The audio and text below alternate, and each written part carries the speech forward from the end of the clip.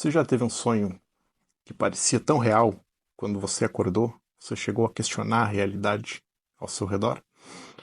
Você já pensou sobre o tempo para além do relógio? Quanto tempo é preciso para fazer uma obra de arte? E para apreciá-la? São muitas perguntas, eu sei. Mas hoje eu vou tentar respondê-las aqui a partir da parábola de Chuang-Tzu. Mas isso, é lógico, após a vinheta. Olá, sou o Diego e o tema do vídeo de hoje é o tempo da arte. E o poder que a arte tem de questionar as estruturas daquilo que nós chamamos de realidade. Para isso é preciso entender um pouco do processo que leva à produção de uma obra de arte, né? Seja ela pintada, esculpida, gravada, filmada ou escrita.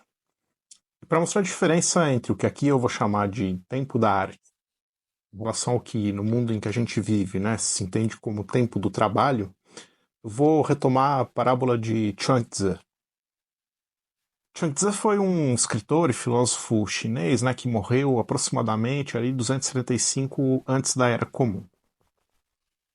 Assim como ocorreu com Sócrates e Platão, né, o Chuang-Tzu era discípulo do Lao Tse. E também, como com Sócrates e Platão, né, o mestre não escreveu nada, né, quem escreveu foi só o discípulo depois. Como discípulo do Lao Tse, o Chuang-Tzu era partidário, né, do taoísmo. E naquele tempo, então, consequentemente, ele era grande crítico do confucionismo, né? Conforme deixou registrado ali muitas passagens dos seus textos. Mas talvez para nós o Chuang-Tzu seja mais conhecido a partir de um sonho, né, que ele teve. Caso você não conheça, né, esse sonho, eu vou ler para vocês então aqui o relato do filósofo. Certa vez eu, Chuang-Tzu, sonhei que era uma borboleta, adejando daqui para acolá, como todos os fins e propósitos de uma borboleta. Só tinha consciência de minha felicidade como borboleta, sem saber que eu era Tzu. Depressa, acordei, e ali estava eu mesmo, na verdade. Agora, não sei se eu era um homem sonhando ser borboleta, ou se eu sou uma borboleta sonhando ser um homem. Entre um homem e uma borboleta há, naturalmente, uma distinção. A transição é chamada transformação de coisas materiais. Por o Chuang-Tzu, todas as coisas são uma espécie de fluxo constante que se transforma, né? Mas na verdade elas não passam de aspectos de uma única coisa, né? Que o Lao Tse chama de Tao. Essa narrativa do filósofo chinês é muito conhecida, né? O Borges já recontou muitas vezes, né? E até o Raul Seixas, né? Que pouca gente sabe, mas também era filósofo, gravou música aí, né? Sobre esse texto. A dúvida do Chuang-Tzu pode ser pensada a partir dos seguintes termos. A escrita ficcional, que ali ele simboliza através desse sonho com a borboleta, gera uma dúvida, né, a respeito da realidade do mundo. É, de certa maneira, a mesma dúvida que o espelho provoca na gente, né? E por isso o espelho é um objeto tão carregado de simbologia, não só na arte, né, mas em todas as áreas do conhecimento humano. A ficção suspeita do real. E é justamente por conta dessa suspeita que ela é capaz de produzir no real uma nova perspectiva, uma espécie de duplicidade, que constitui no final uma realidade outra. E essa outra realidade, por sua vez, estabelece com a gente uma relação com o tempo. Porque o tempo da arte é muito diferente do tempo do trabalho. Eu vou exemplificar a partir de outra fábula que envolve aí o Chuang-Tzu, mas que não é tão famosa quanto o sonho com a borboleta, né? Diz essa fábula que o Chuang-Tzu, além de ser um grande escritor e filósofo, era também um excelente pintor. Um belo dia, o imperador vem até a casa dele e pede para que ele pinte um caranguejo.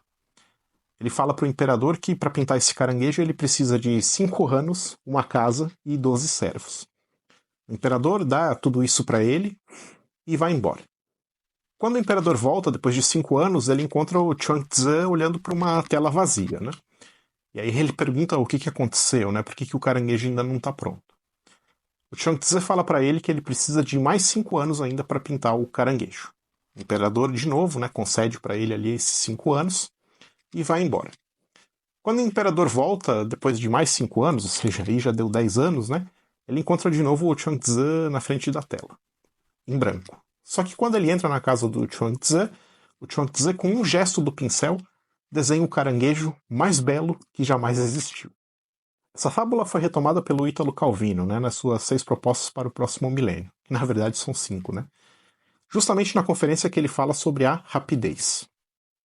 Já o escritor Ricardo Piglia, num livro chamado Formas Breves, vai colocar essa questão nos seguintes termos, né? A arte é uma atividade impossível do ponto de vista social, porque seu tempo é diferente. Sempre demora muito, ou muito pouco, para fazer uma obra.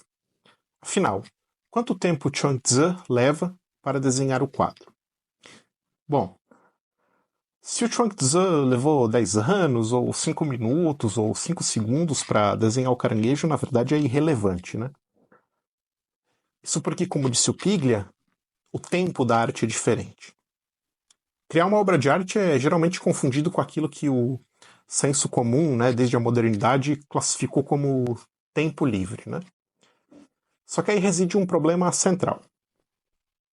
Se existe um tempo livre, é porque, ao mesmo tempo, existe um tempo escravo.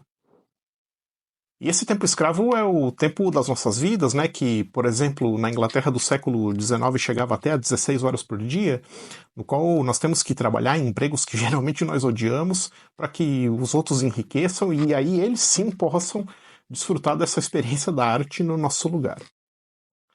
A arte é algo que, tomando emprestado o conceito do Marx, né, não pode ser definida como trabalho abstrato.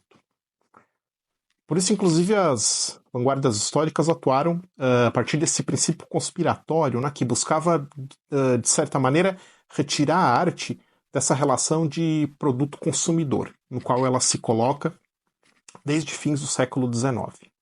Só que isso é um processo muito mais antigo, né? Quando, na verdade, ali os mecenas, né, os patronos das artes começam a entrar em decadência, né?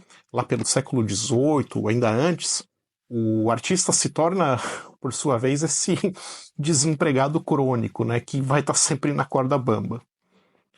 Isso é o que vai levar, por exemplo, o Paulo Leminski a dizer que é fácil ser poeta aos 13, 14, 15 anos, né? O difícil aliás, o impossível é ser poeta aos 50. No filme 2 vezes 50 anos do cinema francês, o Jean-Luc Godard escancarava, né, essa captura da arte por parte do capitalismo. Quando, em 1995, né, o British Films Institute resolveu comemorar os supostos 100 anos da história do cinema, na França o Godard foi escolhido para falar sobre isso. A escolha aí já começa mal, né? Então aí ele discute, né, com o Michel Piccoli, que era uma espécie de publicitário aí dessa comemoração, né? E num dos seus característicos disparos, né, o Godard pergunta para o Piccoli o que exatamente que eles estão comemorando. E o Piccoli responde para ele que eles estão comemorando o primeiro século de cinema, né, que para eles significa a primeira vez que um filme foi exibido em público e os espectadores pagaram para ver.